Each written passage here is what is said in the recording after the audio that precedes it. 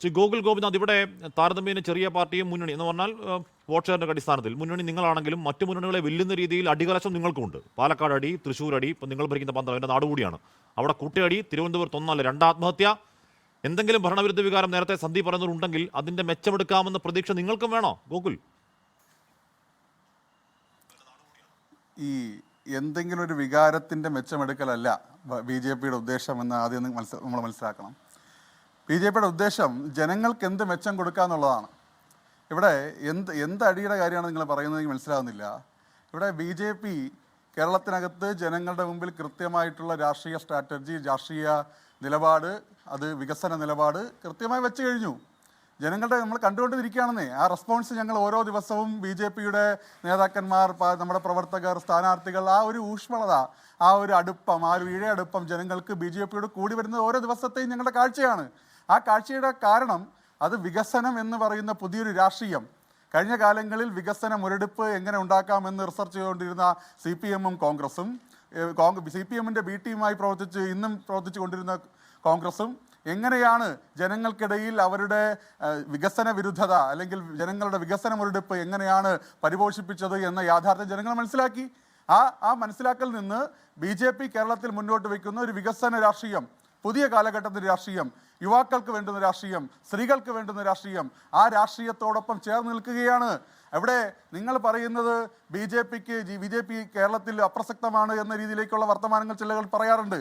കേരളത്തിനകത്ത് B J P വിജയിക്കാൻ പോകുന്നു എന്ന വലിയ പ്രതീതിയാണ് കേരളത്തിനകത്ത് ഏറ്റവും കൂടുതൽ രാഷ്ട്രീയമായി ആക്രമിക്കപ്പെടുന്ന പാർട്ടിയായി ബി ജെ പി മുന്നോട്ട് വെക്കുന്ന ഏക മുദ്രാവാക്യം വികസനമാണെങ്കിൽ നിങ്ങൾ ഭരിച്ച മറ്റ് സംസ്ഥാനങ്ങളുണ്ട്. ഇപ്പോൾ നേരത്തെ താങ്കൾ വരാൻ വൈകിയതുകൊണ്ട് ഡോക്ടർ VP മുസ്തഫ പറയുകയായിരുന്നു, മാനവ വികസന സൂചികയിൽ കേരളത്തിൻ്റെ 1-ാം നമ്പറുകൾ, അത് കാലാകാലങ്ങൾ 1-ാം നമ്പറാണ്, കേരളം ബഹുദൂരം മുന്നിലാണ് മറ്റ് സംസ്ഥാനങ്ങളെക്കാൾ എന്ന് കേന്ദ്ര സർക്കാരിൻ്റെ കണക്കാണ് സാക്ഷ്യം.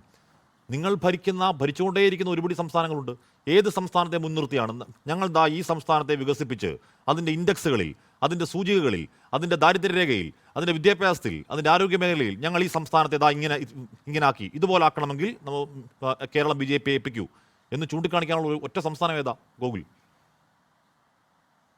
ഇവിടെ നിങ്ങൾ മനസ്സിലാക്കേണ്ടത് സംസ്ഥാനങ്ങളുടെ ചൂണ്ടിക്കാട്ടലുകൾക്കപ്പുറം ജനങ്ങൾ ബി ജെ പിയോട് വയ്ക്കുന്ന വിശ്വാസം ഈ ബീഹാർ തെരഞ്ഞെടുപ്പിലൂടെ നിങ്ങൾ കണ്ടതല്ലേ? നിങ്ങളല്ലേ സംരക്ഷണം നടത്തിയത്? ഇതാ അവിടെ കേരളത്തിൽ നിങ്ങൾ വികസനം മുന്നോട്ട്, ഞാൻ പറയുന്നത് പറയട്ടെ, നിങ്ങൾ മുന്നോട്ട് വെക്കുന്ന മുദ്രാവാക്യം വികസനമാണെങ്കിൽ ശരി, ബീഹാർ ഞങ്ങൾ കഴിഞ്ഞ തവണ ഭരിച്ചു, ഇത്തവണയും ഭരിച്ചു, അത് കാരണം കേരളം ബീഹാറിനെ പോലെ ആക്കാം എന്ന് പറയാനുള്ള ധൈര്യം നിങ്ങൾക്കുണ്ടോ? കേരളം UP പോലെ ആക്കാം എന്ന് പറയാനുള്ള ധൈര്യം നിങ്ങൾക്കുണ്ടോ? കേരളം ഗുജറാത്തിനെ പോലെ ആക്കാം എന്ന് പറയാനുള്ള ധൈര്യം നിങ്ങൾക്കുണ്ടോ? ഇല്ല. ഈ സംസ്ഥാനങ്ങൾ കേരളത്തെക്കാൾ സൂചികളിൽ എത്രയോ പിന്നിലാണ് ഗൂഗിൾ. ഇവിടെ ഈ BJP ഉദ്ദേശിക്കുന്ന വികസനം എന്ന് പറയുന്നത് CPM-കാരുടെ പോക്കറ്റിന്റെ വികസനമല്ല.